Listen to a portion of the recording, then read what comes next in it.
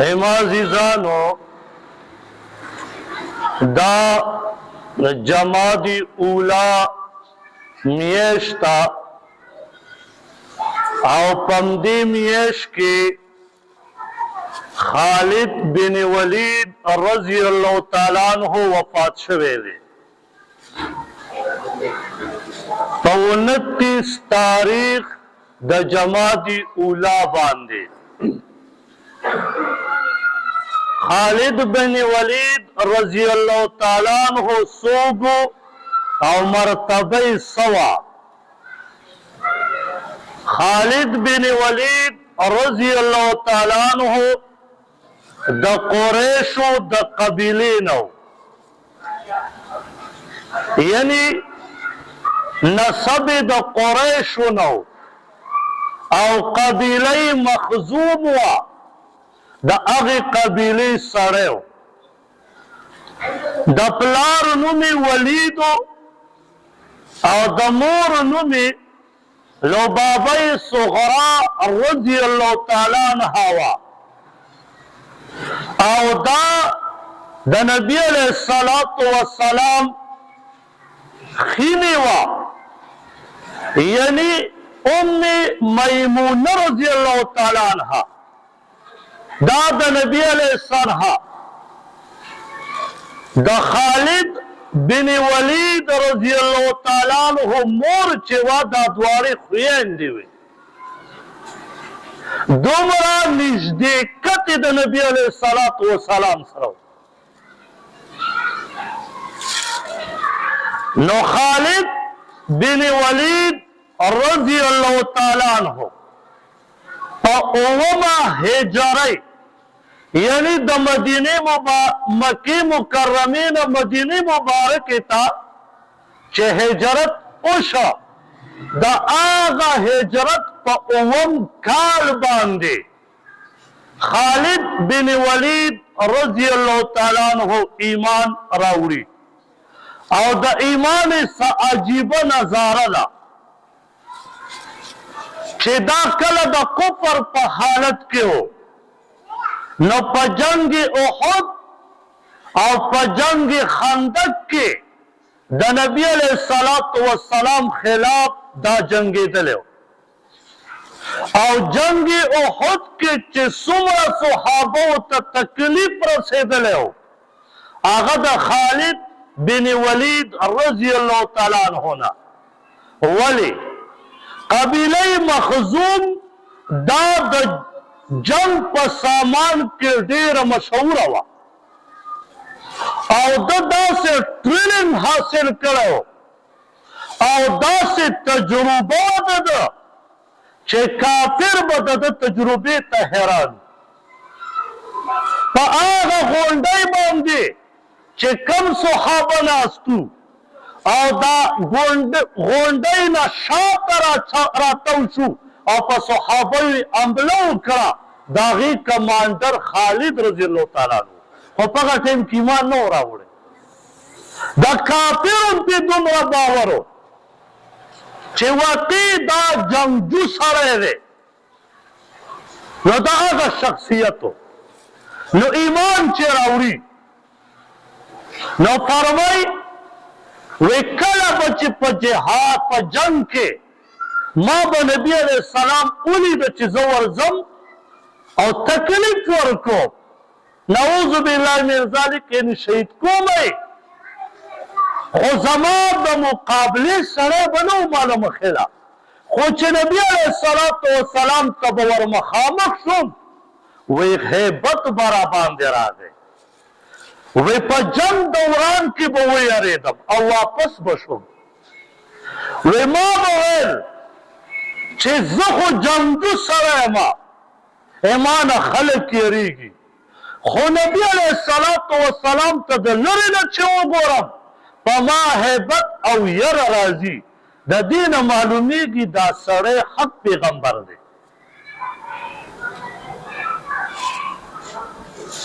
فرمائی یو ظلم تخپل رور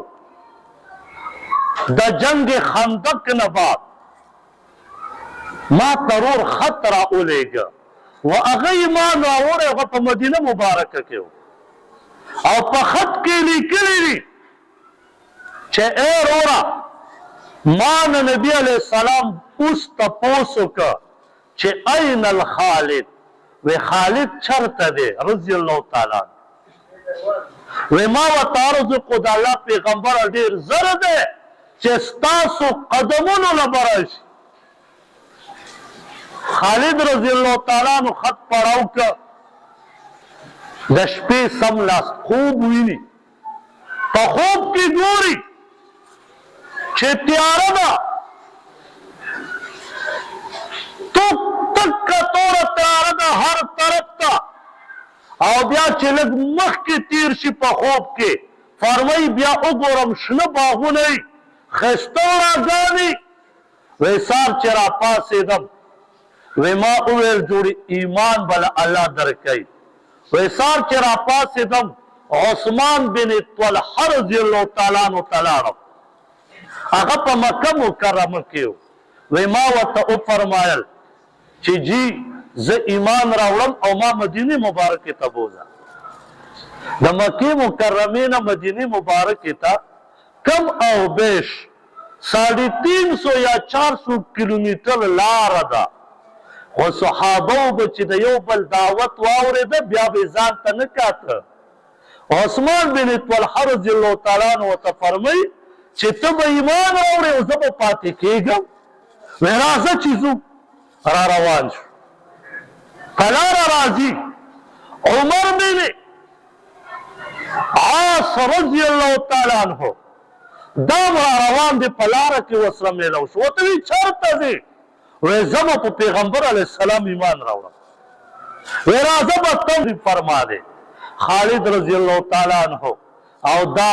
عثمان بن طلحه رضی الله تعالی عنه هغه خو د اول نه ایمان راوړی و او عمر بن عاص رضی الله تعالی عنه راغه نبی علیہ السلام او فرمایل مفهوم مبارک داسې دی وی د مدینه مبارک کې هغه جگر هغه سینه هغه زړه نن راغلی د ایمان راوړي دومره لویه مرتبه وله نبی علیہ السلام ورکړه ایمان یې راوړه دا د مسلمان خلاف په دوو جنگونو کې شریک شوی او چې کله ایمان راوړه په اومه هجره باندې نو بیا یې 100 غزاواتو کې شرکت کړی دی خالد رضی الله تعالی عنہ او په 21 هجری کې وفات شوی دی حساب وکړه کم او بیش په 14 کالو کې خالد رضی الله تعالی عنہ په خپله فرمایي ما د 100 غزواتو نه زیاتو کې شرکت کړی دومره جلیل القدر صحابي او بیا فرمایي و یو ځل نبی علیہ السلام د جنگ موتا د پاره دا داسې واقع وشوه چې حارث رضی الله تعالی عنہ ته نبی علیہ السلام خط ورکړه وی لاړ شه او بصرې والو ته دا ورړه چې را روان شه په لاره کې قیصر روم گورنر هغه راونیو او د حارث بن عمر رضی الله تعالی عنہ شهید نبی علیہ الصلوۃ والسلام ته خبر راغی نبی علیہ الصلوۃ والسلام صحابه تیار کړ وی تاسو بلار شئ فرمای 40,000 یا 46,000 صحابه تیار او اوی فرمایل وستاسو کمانډر به اول زید رضی الله تعالی عنہ کچره دا شهید شاه بیا به جعفر رضی الله تعالی عنہ دا د علی رضی الله تعالی عنہ سکر ورو او بیا وته او فرمایل کچره دام شهید شاه بیا عبدالله بن رواحه رضی الله تعالی عنہ به ستاسو کمانډری او چې کله دام شهید شي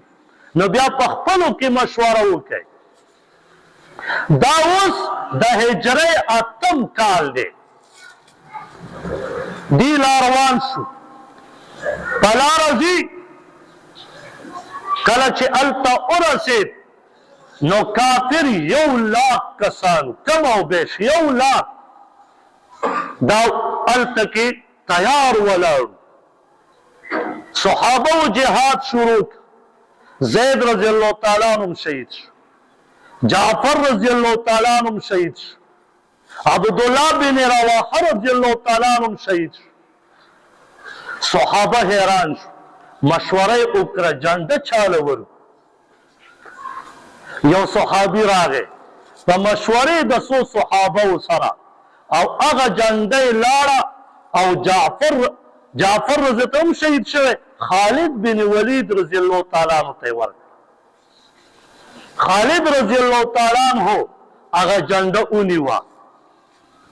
او نبی علیہ السلام په مسجد نبوی کې تشریف فرما دے قیصر په کمزه کې او مدینه مبارکه کې نبی علیہ السلام او فرمایل وے صحابه وے درې واړه صحابه شهیدان شو او جنډه اللهم سیف من سیوفک جنډه د یو کس ته میلاو شه چې هغه د الله د تورو نه یو توره ده خالد رضی الله تعالی عنہ ته جنډه میلاو شوه خالد رضی الله تعالی عنہ په جهاد ډېر ښه پوهېده په جنګ ډېر ښه پوهېده جنګي سړی و خالد رضی الله تعالی عنہ یو جوش تقریر وکړه صحابهو ته هغه د جنت هغه جذبه یې وله بیان کړه وی په صحابه فرمای مونږ په ځان پوه نه شو او په کافرو ورغلو هغه 1,00,000 کافر مونږ مردارم که څه تښتېدل تر دې پورې چې بعضې دومره تیزه لاړه چې مونږ هم نه لیدو میدان مو وګټو خالد رضی الله تعالی عنہ به داسې بیان هم کو او یو ځل فرمایل وی جي چې کله تاسو ته فرصت میلو شي د جهاد میدان کې فرصت میلاو شي جهاد وګټئ ستاسو ډېره مینه د څه سره ده خالد رضی الله تعالی عنہ ورته فرمایي چې کله ما ته فرصت میلاو شي کله ټایم میلاو شي د جهاد نه بعد قرآن او صلح غزاوات په 14 کالو کې هسې سړی سوچ وکړي ټول عمر غریب په جهاد کې تیر کله یو ځای ته کله بل ځای ته او بیا ابوبکر صدیق رضی الله تعالی عنہ یو ځای ته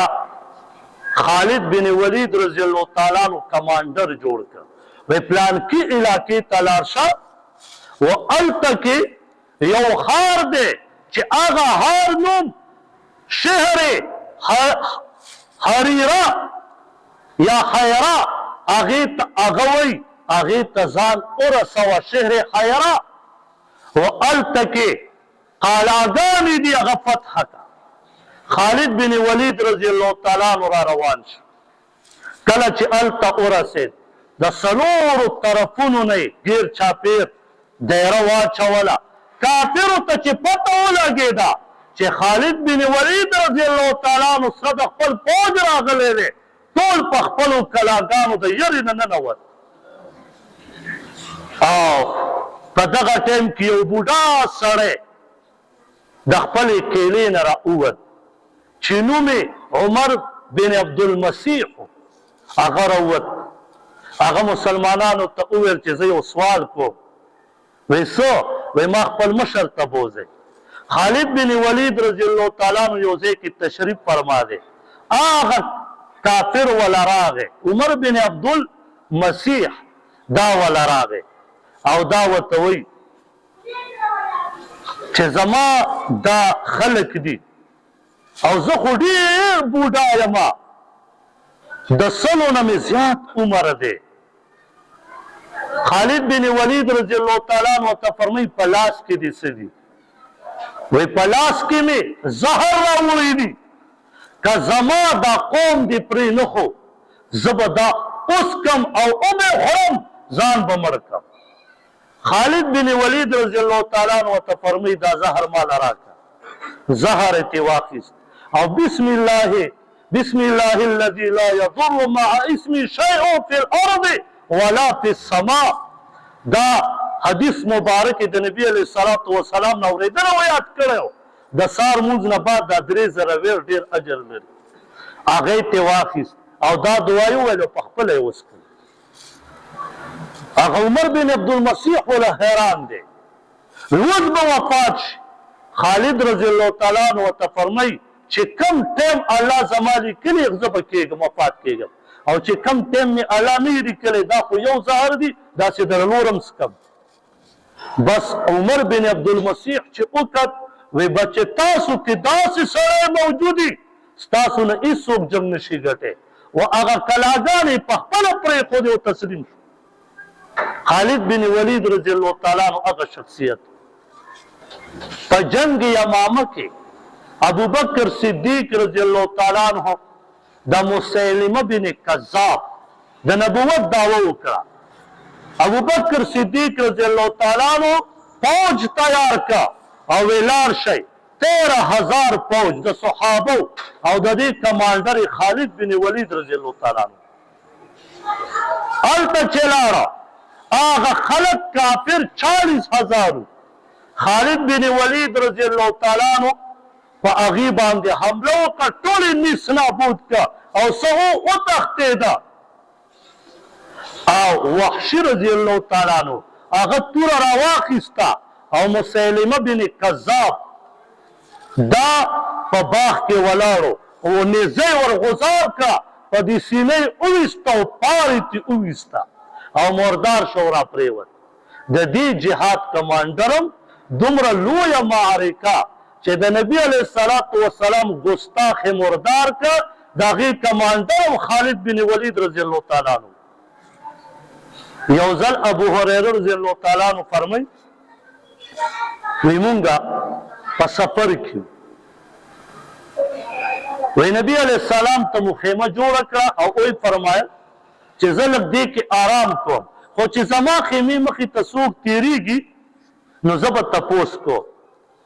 وی ما ورته وی چې یا رسول الله صلی الله علیه وسلم صحیح ده وی په دې کې یو صحابي تېر شو وی ما ته یې وفرمایل چې څوک و وی ما ورته عرض وکړو د الله پیغمبره پلان کې وی راته وی فرمایل دا ډېر ښه سړی دی دا د الله ډېر ښه بنده دی وی بل صحابي به تېر شو وی په آخر کې یو صحابي بل تېر شو وی ما ته یې وفرمایل یا ابو هریره رضی الله تعالی عنه دا څوک و وی ما ورته عرض وکړو د الله پیغمبره دا خالد بن ولید رضی الله تعالی عنه وی ما ته یې وفرمایل ښه دا د الله د تورو نه یو توره ده او دا ډېر ښه بنده دی د الله صفت ولا نبی علیه السلام بیانوي د الله د تورو نه یو توره ده او دا ډېر ښه بنده دی د الله او خالد رضی الله تعالی عنه توره مبارکه دا 35 کیلو وه 35 کیلو د دې زمانې ښه ځوان نشي اوچتولی او فرمایي وی جهاد میدان ته به چې کله ووته نو په جنگ موته کې 9 تورې خالد بن ولید رضی الله تعالی عنه ماتې کړې 9 تورې او فرمایي چې کله به جهاد میدان ته وته نو 2 تورې به ورسره وي او د 35 کیلو به وي او په یو لاس کې به یو توره وه په بل لاس کې به بله توره وه یو ځل عمر رضی الله تعالی عنه راغی او د خالد بن ولید رضی الله تعالی عنه توره پراته وه او داسې یې راوچته کړه وی توره مغه ده خو لاس بدل دی مغه لاس نشته خالد والا لاس نشته رضی الله تعالی عنه کاش چې هغه لاس وی او په بستره چې کله پروت دی وفات کېږي خالد رضی الله تعالی عنه ډېر خفه دی وایي ژاړل چا ورته وایي چې ژاړې ولې مرګ نه وایي نه وی زما په وجود کې داسې یو ځای نشته چې هغه په تورې یا په نیزه یا په غشي نه وي لګېدلی خو لیکن د 100 نه زیاتو جهادونو کې مې شرکت کړی په 1400 کالو کې، لیکن نن په خپله بستره وفات کېږم. جاړم په دې چې زه هغه خالد ومه چې په یو جهاد کې مې 9 تورې ماتې کړي دي. زه هغه خالد ومه، خو لیکن نن زه په بستره کې وفات کېږم، خفه په دې یمه چې په جهاد کې شهید شوی وي. او جړلې. علما فرمایي دا ولې؟ علما فرمایي دې کې یو نقطه پرته وه. دا د الله د تورو نه یو توره وه. الله پاک دله په جهاد کې ځکه شهادت نه ورکو چې دا توره د الله وه، نو الله دا نه غواړي چې زما توره دې د چا د لاس نه ماته شي. نو خالد رضی الله تعالی عنہ تعالی پاک ځکه په جهاد کې مرګ نه ورکړ. نو الله رب العزت خپله توره په خپله بستره کې خالد رضی الله تعالی عنہ پروت دی. الله رب العزت د خپلې تورې نه په خپله سا مبارکه واخیست. نو خالد رضی الله تعالی عنہ وفات شو. داسې شخصیت. او کله چې وفات شو، عمر رضی الله تعالی عنہ را روان دی، امیر المؤمنین دی د دغې زمانې. په دور خلافت د عمر رضی الله تعالی عنہ کې خالد رضی الله تعالی عنہ وفات شوی. عمر رضی الله تعالی عنہ را روان دی، جنازه اوچته د مخ کې ده، عمر رضی الله تعالی عنہ را روان دی او جاړي. څه بهادر انسان، څه بهادر انسانو، او نن هغه زموږ نه روان دی. عمر رضی الله تعالی عنہ غوندې شخصیت چې هغه جړل، حالان کې دومره سخت عمر رضی الله تعالی عنہ چې صحابه به ځان سیف تکو غسنا کو د دین په معامله کې، لیکن دلته جاړي او را روان. یو ځل خالد رضی الله تعالی عنہ ته چا تپوس وکړو چې جی ستاسو په زندګۍ کې کومې ښه داسې ښه ورځ وه؟ ورته فرمایي وایي په یو جهاد کې ومه، په هغه جهاد کې شپه وه او د شپې را باندې باران شو او سخته یخنیم ده. ما سره څه ما د خپل ډال نه چترۍ جوړه کړه و هغه باران ما د ځان نه بچ کړو په هغه ډال باندې. وایي هغه شپه ما ته ډېره محبوبه وه چې په جهاد میدان کې و. هرمز دا یو ایران گورنر او دا ډېر پهلوان د ده په عربو کې، په عراق کې، دا هندوستان، دې ځایونو پورې د ده نوم و. هر څوک به تیارېده و هر چا به تیاره کوله او په کومه علاقه به چې راغی هغه علاقې والا خلکو به په خپله علاقه والا پرېښوده چې بس تا وګټه موږ بیلو. نو ذات السلال یا ذات السلاسل دا یو جنگ و، د هغې نوم دی. په هغې کې د خالد رضی الله تعالی عنہ سره مخامخ شو او دغه کافر دا د خپلې ډلې نه راووته. هرمز او د دواړو مقابله وه. دې خوا مسلمان ولاړ دي نظاره کوي، اخوا کافر ولاړ دي نظاره کوي. خالد رضی الله تعالی عنہ بې غزار وکړ، هغه په ډال باندې ځان بچ کړ. بیا پې دغه هرمز غزار وکړه. خالد رضی الله تعالی عنہ غزار ته پرېم نه ښودو، دا مټې ته داسې ونیو. نو د تورو غزار پاتې شو، کوشتۍ ته خبره لاړه. اوس کوشتي شروع کېږي، دواړه یو بل ته ورغاړې وت او یو بل را پرځئ. په دغه کوشتۍ کې خالد رضی الله تعالی عنہ اوچت کړو، د ځمکې ته خود په زبردستۍ سره غزار کړ او د پاسه پې کېناست او توره مبارکه یې راواخیسته او دا سټ یې ترې کټ کړ،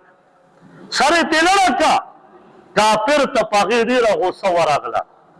خو چې کله کافر او مسلمان سره مخامخ شو، کافرو میدان پرېښود او منډه یې کړه. تر دې پورې کتابونو لیکلي دي چې په دومره هیبت کې کافرو منډه واخیسته چې څه مرداران منډې وهلې پته ورته نه وه په نهرونو کې پرېوته او مردار. نو خالد رضی الله تعالی عنه هغه شخصیت خو لیکن دا دی چې هغه صحابه او نقش قدم خپلول پکار دی، د هغه صحابه سره مینه محبت پکار دی، د هغه صحابه باندې خپل ځان قرباني کول پکار دي. لیکن بعضې داسې خبرې دي چې هغه د صحابو دپاره داغي خو مسلمان ته پته نه. لکه یو مسله ده چې دا په معاشره کې ډېره مشهوره ده بې انتها، حالانکې دا منګړت او دروغ دي، دا د صحابي په جامه باندې داغ دی او ښه کتابونو هم لیکلې ده. وی یو کسو او هغه نبی علیه الصلاة والسلام ته سوال وکړو چې د الله پیغمبره ماله دعا وکړه چې الله مال او جایداد راکړي. وی الله پاک خو ډېر مال او جایداد ورکړي. وی هغه مال او جایداد یې زیات شو، ګډې بیزې او اوښان. وی نبي علیه السلام کس ور ولیکړو چې خپل زکات ورکړه. وی هغه ورته وویله چې زه دا خو ما په خپلو مټو ګټلي